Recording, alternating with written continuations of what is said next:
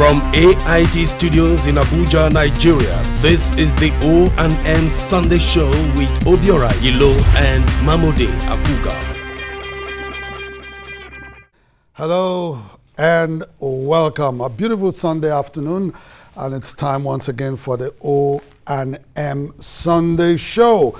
My name is Mamode Akuga, and straight away, I'd like to apologize for bringing in the program a little bit behind schedule. You will notice that we've actually had some challenges we've been battling with last couple of days. Very, very technical, but we're very happy that we've been able to surmount it, and we're bringing you the program now. Hopefully, we will avoid those editions where you don't see the program. Though for Friday, it was a football match that was on.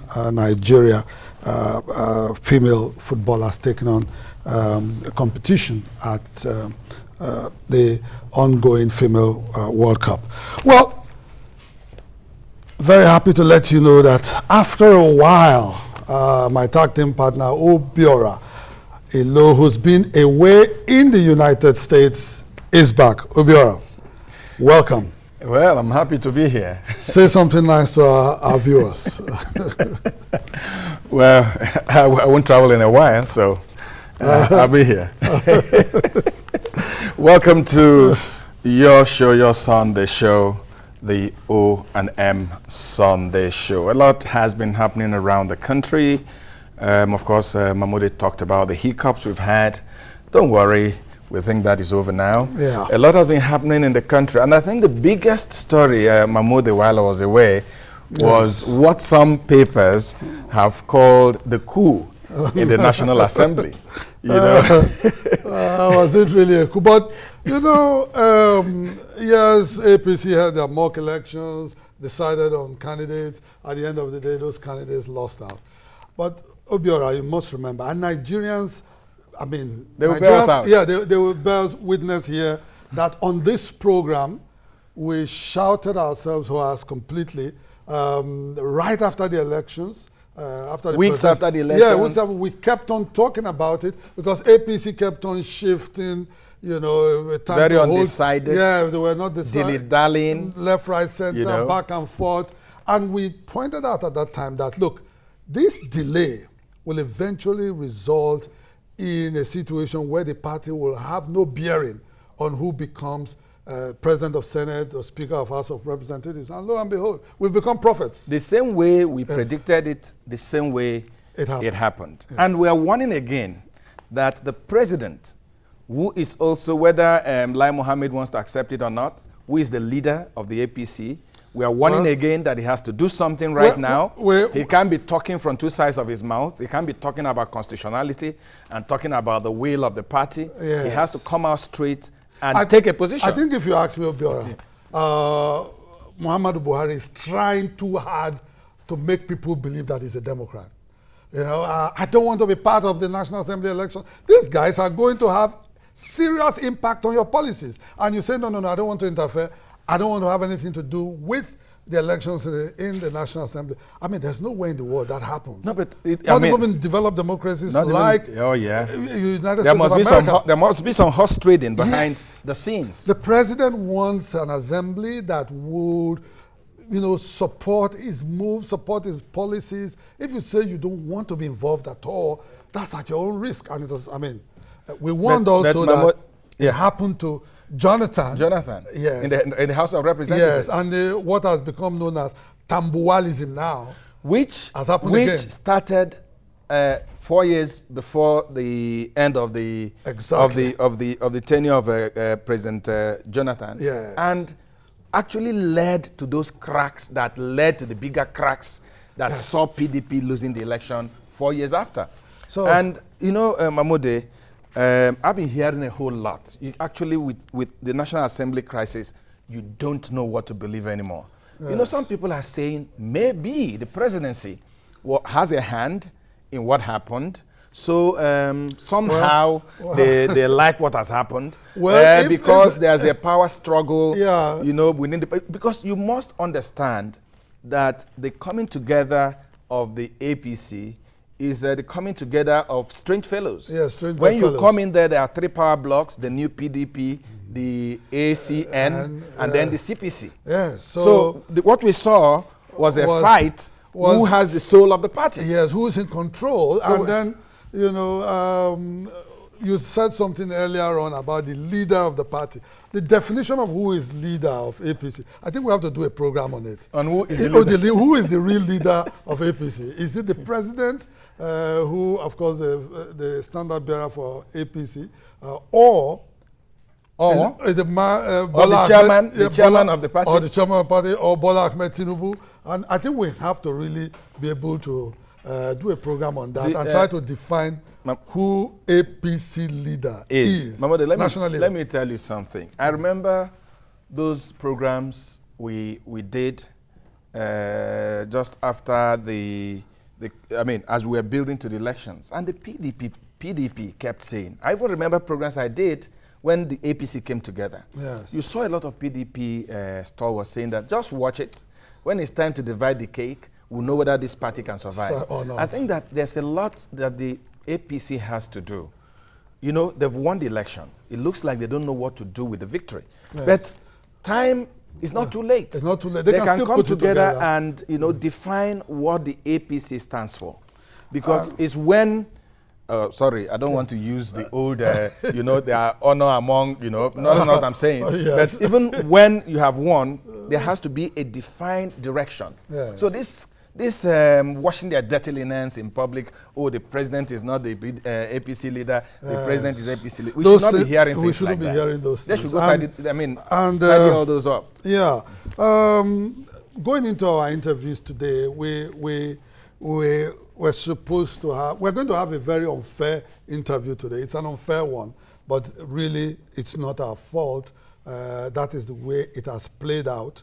We've invited members of the APC to join us. From the National Assembly. From the National Assembly. We also invited PDP members to join us. Somehow, the APC members, somehow last minute all declined. Who had said yes before, suddenly are saying no. They chickened out.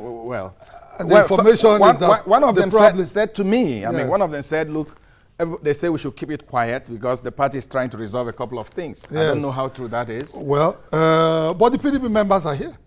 So we are going to talk to the PDP members. Hopefully, whenever the gag order on APC members is lifted, then... in quotes. Yes, the gag order, in quotes. Whenever it's lifted, then hopefully we'll also be able to have them here to say their own side of the story, because really it will not be fair to just talk to PDP members. But that's the situation that we are confronted with here today. Obiora, I think time is fast spent. We may have to just... let's just look at the papers and what the headlines are saying. Yes. Buhari steps in, stops further hostilities, Saraki, Dogara. Why APC chairman change course? You know, yes, you know what the APC chairman said? Yes, he said that, well, this man has been elected by his...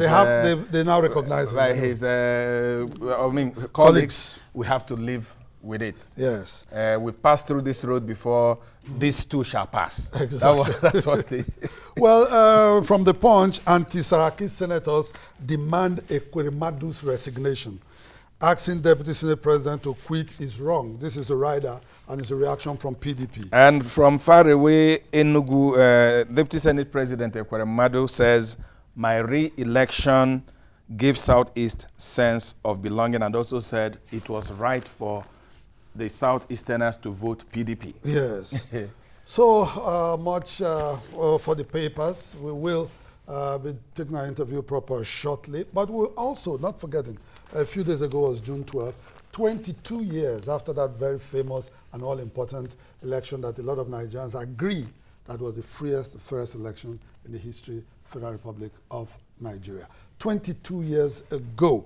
Well, a few days ago was the anniversary. It was the anniversary. Nothing much happened. Nothing much happened. A lot of Nigerians were sad that at the government level that nothing official happened. Yes. Well, that agitation has continued in the last 22 years. Some people have said, look, bring this matter to an end. Just name give MK Abiola some posthumous award, and let's bury June 12. But we'll be talking to one of those who were on the streets during the struggles for June 12, actualization of the June 12 mandate, Dr. Joe Oke-Odumaki, who is chair now for Campaign for Democracy. We'll be talking to her. She was on the streets during the struggles for June 12, and hearing from her what she thinks about June 12 and the impact of it in our polity today. So we'll take a break. When we return, Joe will be with us on the phone all the way from Lagos. Yeah. And when we are done with that, our guests from the National Assembly will also be joining us. Don't go away. Are you watching Nigeria's biggest late night show? I think the government is doing its best. Buhari himself is an issue. Just as the Buhari organization has made Goodluck Jonathan an issue. We have laws, we have institutions set up to fight corruption. Advocacy for the chief of health is born out of what they symbolize. The average Nigerian wants to know, what do you have for him? Fani Kayode was with us for a while. What happened? I think he came on a journey and discovered that we were too transparent for him. A banking license was cancelled in one day, and an airline license was cancelled in one day. When I was retrenched, it became worse. At sometimes, to even find food to give to the children was hell. Don't tell us you want a nation that will be the most powerful black nation on the earth. We all want it. How are we going to get it? O&M Late Show and O&M Sunday Show with Obiora Ilo and Mahmoudi Akuga. Tuesdays, Fridays, 11 p.m. and on Sunday, 2 p.m.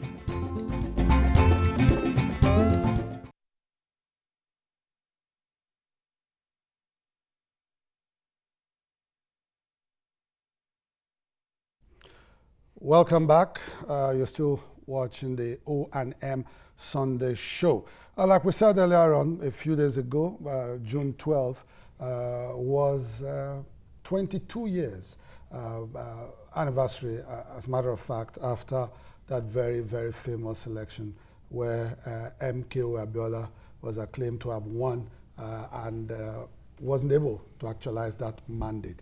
Well, we have with us on the phone now Dr. Joe Oke-Odumaki, Campaign for Democracy. She, of course, was also involved in all the struggles to actualize June 12 mandate 22 years ago. Dr. Joe. Yes. 22 years after, for you today, what does June 12 signify? I mean, in our history, moving on. Well, first and foremost, June 12 will remain sacrosanct in the annals of Nigerian history. And when we talk about moving on, what are the few lessons we can learn from June 12? June 12 was about mandate protection, free choice, ballot integrity. It was also about national integration. The pattern of voting cut across all religious lines and also ethnic diversity. We'll find out that even MK Abiola defeated Tofa in his own place. Yes. But look at the recent election that we had. The winner emerged through 82% of the votes cast from the north and south about 18%. And the lesson we can learn from June 12 is that we must struggle hard to build a nation out of Nigeria. Again, another lesson we can learn from June 12 is that June 12 was about farewell to poverty. But as we speak today, more than 90% of our population live below $2 per day, while more than 70% live below $1 per day. As we also speak, we'll find our salary is being owed about 8 or 9 months' salary. That's not the spirit of June 12. Apart from that, June 12 has all it takes to be celebrated as our own democracy day. Because that was the day Nigerians resolved the national question by voting geography, as I earlier on said. Sorry, let me just jump in by this submission now. So you would be suggesting that instead of May 29, we should move the Democracy Day to June 12. Is that what you are suggesting? Yes, I'm suggesting that June 12 should be our own Democracy Day, because May 29, on the other hand, represents the day the cabal sold Nigerians a dummy of democracy. May 29 was a day we were supplied something different from what we ordered. It was a celebration of impunity and one-some rape of the sovereignty of the Nigerian people. So May 29 signals the improvement of civil rule, which lacked the basic democratic ingredients. So within this context, June 12th is superior to May 29, and the greatest honor, the befitting memorial that can be done to MKO Abiola and more than 14 million Nigerians that voted is for June 12th to be declared as our own Democracy Day. And we recognize June 12th as our own Democracy Day. Okay, Dr. Odumakin, you seem to be talking about the software of June 12th, but a lot of Nigerians also think some hardware achievements have been recorded. We've had 16 years of unimpeded democracy, whatever name we give it. Is that not some fulfillment of the dreams of a man like MKO? Well, what I say, years of uninterrupted civil rule will be an achievement, but one thing is certain, that for us and for those who rode on the score of Abiola that cannot even acknowledge the supreme price he paid through one sentence, there is a need for us to build our own democracy on a solid foundation by also making reference to the supreme price paid by someone who lost the man and the mandate. But that's not to say that we cannot honor and remember MK Abiola. Yes, there are some lessons that we have learned from June 12th. But I really think that it's a disservice to his memory if we cannot recognize him, if we cannot, Abiola cannot be declared as a past president of the Federal Republic of Nigeria if he cannot be given that singular honor of accepting that June 12th and making that June 12th our own Democracy Day. That means the few lessons that we have learned, we cannot totally uphold those lessons. All right. Are you disappointed that, the political class, because June 12th just, a few days ago, not much happened. Are you disappointed really that the political class seem to have been done with June 12th? For them, it looks like they would just want to consign it to dustbin, dustbin of history, and just move on and throw away June 12th. Are you disappointed? Well, one is a bit disappointed. And for patriotic, democracy-loving Nigerians and even politicians themselves, there is a need for us, irrespective of creed, race, or religious inclinations or affiliation, there's a need for us to rededicate ourselves to the struggle for genuine democracy, for credible elections, and for a new and enduring constitution.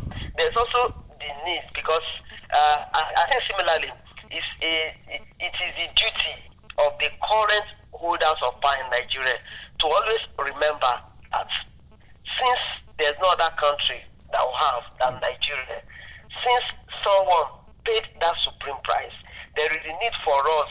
That is the sole reason why one is still insisting that June 12th should be declared our own Democracy Day. It should be a public holiday, and then MK Abiola should be recognized. Thank you so much, Dr. Joe Odumakin, for joining us all the way from Lagos. Thank you so much. Thank you.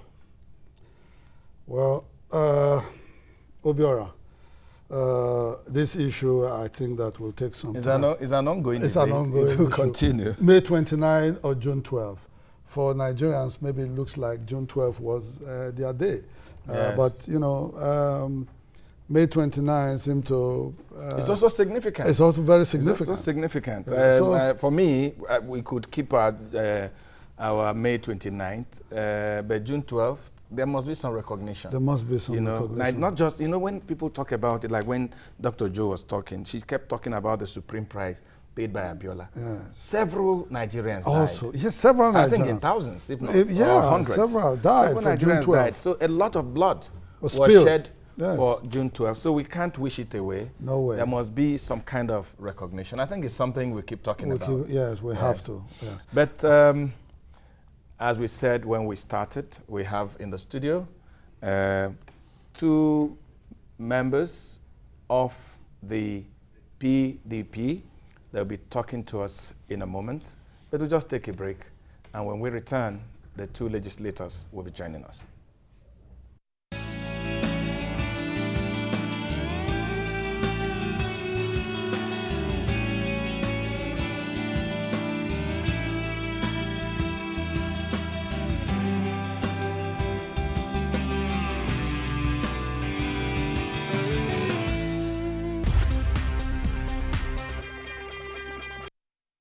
Mamode Akuga, for almost 3 decades, have been involved in broadcast journalism, with the better part of that time in the gathering and production of news and news programs. I'm proud to have pioneered weekday morning news talk show and Nigerian television, first with AMTV Live on DBN Television and later with Kakaki on AIT. I am Obiora Ilo. Over 30 years ago, I started my career at Radio Nigeria. Over these long years, I've presented several programs and interviewed hundreds of guests, men and women, the big stars and the not well known, the rich and the poor, politicians, movie stars, journalists, the good, the bad, and the ugly, as they say. You just name them. I've also covered events across the world, from Europe to America, from Asia and back to Africa, bringing first-class reports. Now, together with Obiora, I will be coming to your screens 2 nights a week, Tuesdays and Fridays, with the O&M Late Show. Mamode and I will be bringing our decades of experience to bear on our new talk show, the O&M Late Show. In our careers, we have blazed many trails, and we are thrilled and ready to set new records with nighttime television. The O&M Late Show, your late night catch-up. All right, we get down to our discussions for the day. Joining us now, first is Honorable E.J. Agbonyima from Ego, Ekpoboka Federal Constituency. And also coming on set right now is Honorable Tony Nwulu. Tony Nwulu is representing Oshodi, Isolo Federal Constituency 2 in Lagos, one of those that crossed the bridge and won elections. Honorable, you're welcome. How are you doing today? Good to see you. Thank you. Honorable, last time you were member-elect, now you're honorable member. Thank you very much. Good to see you. Welcome. Good afternoon, sir. Good to see you. Yes. You know, Tony, when I learned that you were coming on our show, I was so excited, because I remember that just before the inauguration, we have wanted to do a program focusing on those of you that surprised the rest of Nigerians, an Igbo man winning an election in Lagos, because I remember the days of Nnamdi Azikiwe.